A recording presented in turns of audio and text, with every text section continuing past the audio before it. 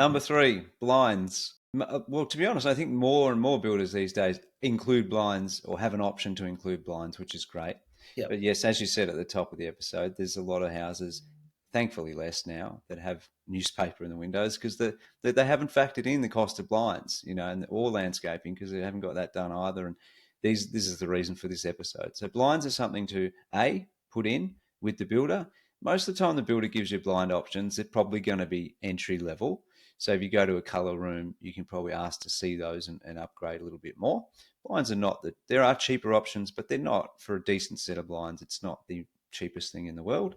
I would say also, in addition to blinds, whether you're getting them with the builder, where are those blinds not going? And whether you're doing the blinds yourself after handover, again, you want to know, are the wet areas, do they have privacy or frosty windows, privacy glazing or frosted windows?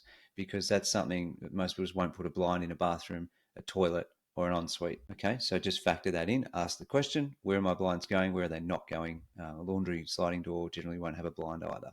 Depends on the builder. Depends, etc. So yeah, just factor that in. Blinds is a common one, Daz. I think people, no, I think maybe getting a bit better, but some people still miss it. I think also if you've got an investment property, so you're building an investment property, there are certain regulations now that say you've got to have a certain level of blinds on windows, so you can't get away with some levels of blinds on those windows because you've got to provide a certain level of darkness in a room, for example, so that people can sleep at night and you haven't just cheapskated it and gone something that's not going to do the job.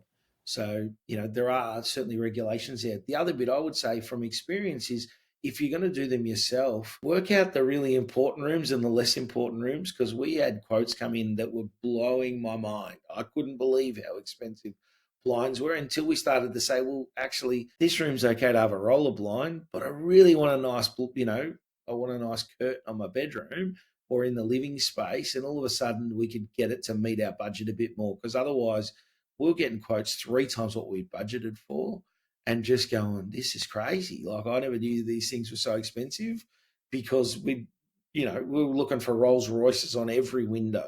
Like, whereas saying, no, hold on, a bathroom, who cares? Just put a bloody roller blind on it. That'll be doing the job. Yeah. So, be mindful of that, I guess.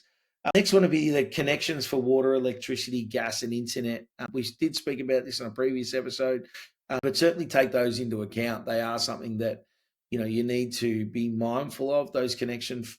One, you've got to get them there. You're going to pay a connection fee more often than not.